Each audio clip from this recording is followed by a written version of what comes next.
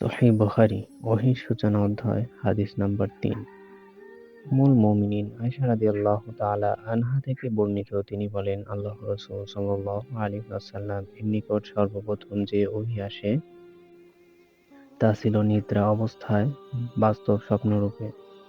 যে স্বপ্ন তিনি দেখতেন তা একেবারে প্রভাতের আলোর ন্যায় প্রকাশিত হতো। অতঃপর তার নিকট নির্জনতা পছন্দনীয় হয়ে দাঁড়ায় এবং তিনি হেরা গুহায় নির্জনে অবস্থান করতেন। আপন পরিবারের নিকট ফিরে এসে কিছু খাদ্য সামগ্রী সঙ্গে নিয়ে যাওয়ার পূর্বে এভাবে সেখানে তিনি এক নাগাড়ে বেশ কয়েকদিন ইবাদতে মগ্ন থাকতেন। অতঃপর খাদিজা রাদিয়াল্লাহু তাআলা আনহা এর নিকট ফিরে এসে আবারও একই সময়ের জন্য কিছু খাদ্য নিয়ে যেতেন। এভাবে হেরা গুহায় অবস্থানকালে তার নিকট ওহী আসল। তার নিকট ফেরেশতা এসে বলল, পাঠ করুন। আল্লাহর রাসূল সাল্লাল্লাহু আলাইহি ওয়াসাল্লাম বললেন, আমি বললাম, আমি পড়তে জানি না। তিনি আল্লাহর রাসূল সাল্লাল্লাহু আলাইহি ওয়াসাল্লাম বললেন, অতঃপর সে আমাকে জড়িয়ে ধরে এমনভাবে চাপ দিল যে আমার খুব কষ্ট হলো। অতঃপর সে আমাকে ছেড়ে দিয়ে বলল, পাঠ করুন। আমি বললাম, আমি তো পড়তে জানি না। সে দ্বিতীয়বার আমাকে জড়িয়ে ধরে এমনভাবে চাপ দিল যে আমার খুব কষ্ট হলো। অতঃপর সে আমাকে ছেড়ে দিয়ে বলল, পাঠ করুন। আমি উত্তর দিলাম, আমি তো পড়তে জানি না।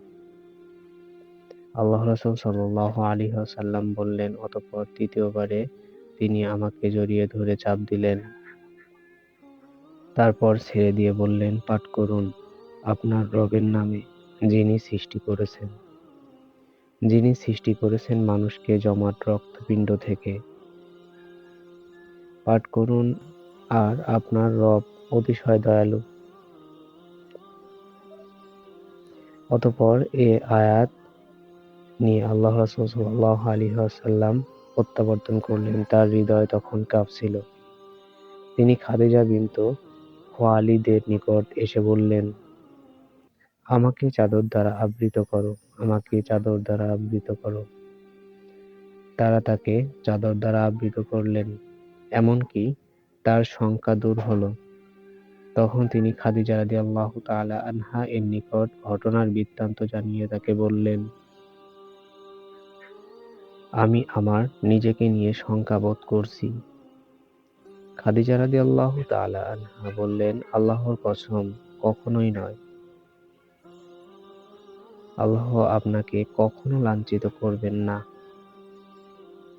আপনি তো আত্মীয়-স্বজনের সঙ্গে সদাচরণ করেন, অসহায় দুস্থদের দায়িত্ব বহন করেন, নিঃস্বকে সহযোগিতা করেন, মেহমানের আপ্যায়ন করেন এবং হক পথে দুর্দশাগ্রস্তকে সাহায্য করেন।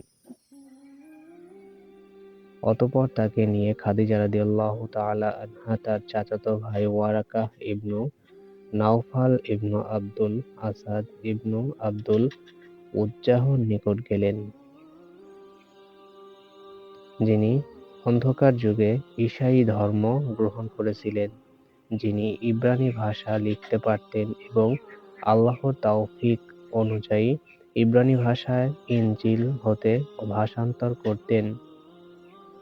তিনি ছিলেন অতি বৃদ্ধ এবং অন্ধ হয়ে গিয়েছিলেন। খাদিজা রাদিয়াল্লাহু তাআলা আনহা তাকে বললেন, হে চাচাতো ভাই, আপনার ভাতিজার কথা শুনুন।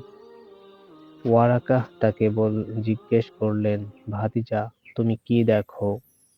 আল্লাহর রাসূল সাল্লাল্লাহু আলাইহি ওয়াসাল্লাম যা দেখেছিলেন সবই বর্ণনা করলেন।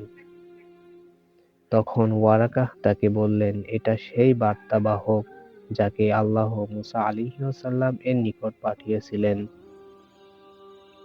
আফসোস, আমি যদি সেদিন যুবক থাকতাম। আফসোস, আমি যদি সেদিন জীবিত থাকতাম।